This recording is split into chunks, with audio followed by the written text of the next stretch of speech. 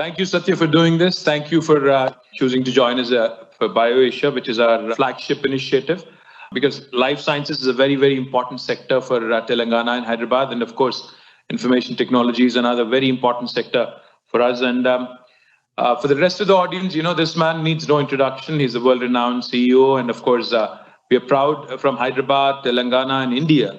Satya, of course, has been leading global forums to ensure that technology addresses the challenges facing humanity, particularly access to healthcare, digital transformation in healthcare, and the developing role of AI has been something very, very close to Satya and Microsoft's heart.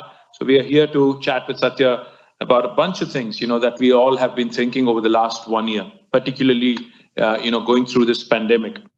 Satya, as we all know, COVID-19 has changed the way we do business, the way we live, the way we work, etc. But particularly, I think what excites me is it also has brought about several points of intersection between various industries, multi-stakeholder engagement, cutting across industries, and, all, of course, aiming at reducing the cost of drug development and, for cheaper, accessible healthcare outcomes.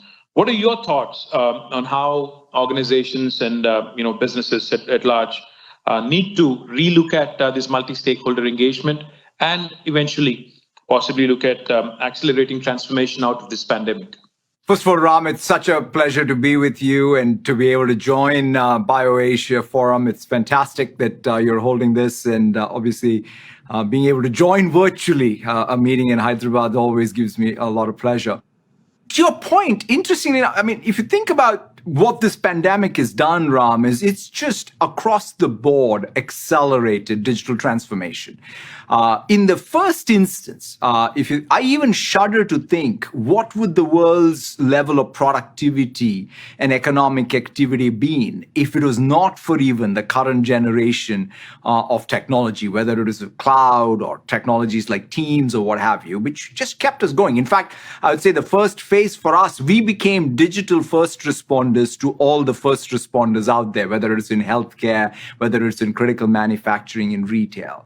But to your point, there's real structural change, right? If you take even in healthcare, I don't think we ever are going to go back and say that outpatient visit will always start with some AI triage tool on your mobile app that then leads to a telemedicine visit that then perhaps leads you to going to the outpatient ward, right? So that workflow is truly transformed. But I think that type of workflow, when I think about healthcare in particular and the cost of healthcare, it's all in workflow. So being able to sort of think about the innovation around patients and their families, reducing the burden on the frontline workers, better tools for physicians so that they can spend more time with the patients versus even information entry, for example. The fragmentation, in order for us to be better at healthcare, you have to really transform or bring all the silos down across healthcare. That's another massive place. And then the connectivity, as you mentioned, across the sector, right? One of the things we, for example, very early on in the pandemic was worked with a company called Adaptive Biotech, which was figuring out how does the immune system actually respond to the virus? Because the understanding of that was going to be critical for the drug discovery and the vaccines. So the idea that you can now use, whether it's clinical data for drug discovery, and that speed with which that feedback loop works is all being completely transformed. And so I'm really looking forward to coming out of this pandemic.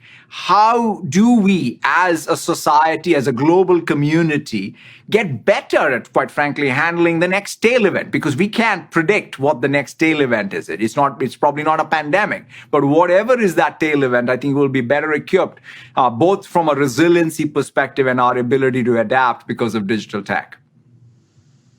That's actually fabulous to hear, because our Chief Minister, KTR Garu, keeps telling us each and every day that any technology that does not have a positive societal impact is futile. And I'm delighted that, a world-renowned CEO of one of the largest corporations in the world, a tech corporation in the world, is actually, also positively looking at impacting society at large in a very positive way. Another impact that I quickly wanted to, highlight out of this pandemic, we've all kind of gotten adopted to the new normal, new way of working, virtually. Even this conference and even this interaction, unfortunately, is all virtual. One of the things I wanted to ask you, what's your take on the new ways of, working, new ways of working from home, virtually, etc., and where are we headed? Yeah, it's a great question, Ram. I mean, I think the key word perhaps is flexibility. When I think what's sort of going forward, I think we are all going to expect more flexibility in terms of time. We're going to expect more flexibility in terms of site and place. And so I think that in order to do that, though, you need new tools.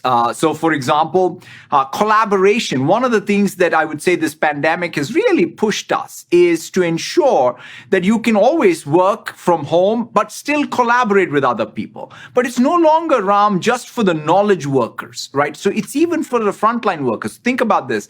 You are a frontline health worker and you want to call maybe an expert who maybe is at home.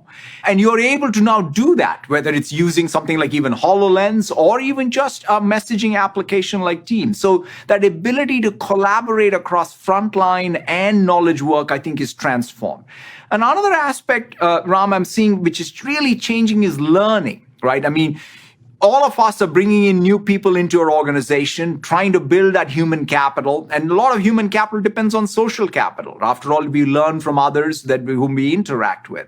But learning now needs to come to the tools you use. So I think, after all, if you sort of say every institution is only as good as it can learn every day, then you have to rethink how that learning happens on a daily basis. And then the last piece I would say is well-being. Just because, like, sometimes I joke, like right now when I'm working from home, I don't know whether I'm working from home or sleeping at work. And you need to make sure that you have the ability to use data to take transitions, take those breaks. You need to even equip managers so that they can care for their employees. So I think collaboration, learning, and well-being are fundamentally the things that are going to transform how we think about work while giving people a lot more flexibility. Thank you, Satya, for that. And another dimension to the whole tech space over the last one decade particularly has been the startups. Innovation, startups. I know you are you're betting big on startups as well.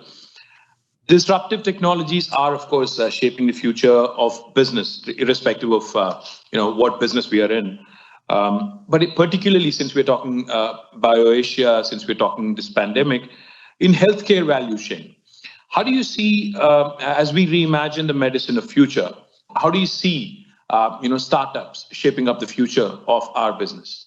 I mean, first of all, I distinctly remember, I think, visiting the T-Hub with you, maybe even 5 years ago. And you're absolutely right. I mean, if you think about, especially as computing comes together with biology, what can be the pace of innovation? And startups have a huge role. And in fact, it's fantastic to see the risk capital getting allocated, quite frankly, to these domains of biology and fundamental drug discovery at a rate that I think is impressive. And even in India, for example, I came across a company that was just fundamentally changing even the speed with which we can do clinical trials. I think it's called Symmetric, which is because clinical trials is a big rate limiter in our ability to come up with anything new. So that's fantastic to see. Even some of the voice technologies, after all, in order to reduce the barrier to achieving great healthcare. In fact, for example, Apollo Hospitals has built a complete 24/7, approach to how they can take their care. And some of the technologies around voice enabling of things there are being built by startups, even out of India. And it's fantastic to see that. One of the things that, really was pleasing for me to see, Ram, was we had worked for a long time on essentially a medical adherence technology at the lowest cost, using essentially someone calling you and messaging you on a cell phone for TB. And we now see that it was called the 99 Dots program. But the thing that really warms my heart is to see that taken by a startup called Earwell Health Solutions and really scaling that out as a medical adherence technology for everyone. So I think that there will be lots and lots of breakthroughs, whether it's around the patient care or on the drug discovery, that I think all are going to get funded and are going to come out with breakthroughs that I think all of us really surely need around the world. Thank you, Satya. We distinctly remember your visit to T-Hub, and I'm glad to also share with you that T-Hub has really, really shaped up well. It's become sort of, the epicenter of activity for startups in Hyderabad. And, we look forward to you visiting us again at sometime, when you actually get around to visiting Hyderabad in India.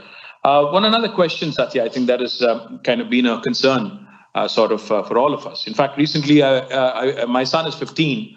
I bought him a pair of shoes, which apparently have a tracking device, of how many, steps he's taken, how much distance he's traveled. We all are into apps. We're all into these social media platforms, fitness devices, fitness trackers, etc.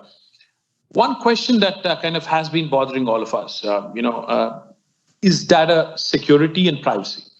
Now, from a government perspective, of course, there are things we do, there are things we cannot, because there is a lot of concern with respect to this, particularly in the healthcare segment. How can these be regulated in terms of our concerns, people's concerns with respect to privacy and data security? How can we regulate and how can we address this issue going forward, Satya? No, first of all, Ram, I think you're absolutely right that going forward, as technology, to your point, as it becomes so pervasive in our lives and in our society, in our economy, I think, at least speaking for even a company like ours that's sort of building these platforms and tools, we need to take responsibility to ensure, for example, by design, out of the gate, we build for privacy. We build for security. We build for AI ethics. We even build for internet safety, right? Because these four things are not things we can wait even, quite frankly, for regulation. We have to, even from an engineering and a design ethos perspective, build it into our core, right? We can't afford to say we'll build it, we'll see what breaks and then fix it, because that attitude, quite frankly, is not tolerated in any other industry, and it should not be even in the tech industry. So one of the things that we are trying to ensure is by design, how do we have that design principles and engineering processes to ensure that we are making sure that the products, the services are respecting privacy, security, AI ethics, as well as the fundamental internet safety. But then beyond that, you're right in saying also that there will be regulation. After all, in privacy today, all over the world, there are regulations. Europe was first with GDPR. It's spreading everywhere. So privacy as a human right, I think, is going to be recognized.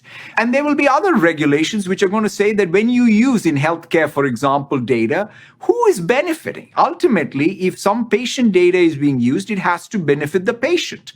So I think that the value exchange around data, its privacy, or if it's being used, who is benefiting, are all things where there are going to be rules that are going to be legislated. Same thing with facial recognition.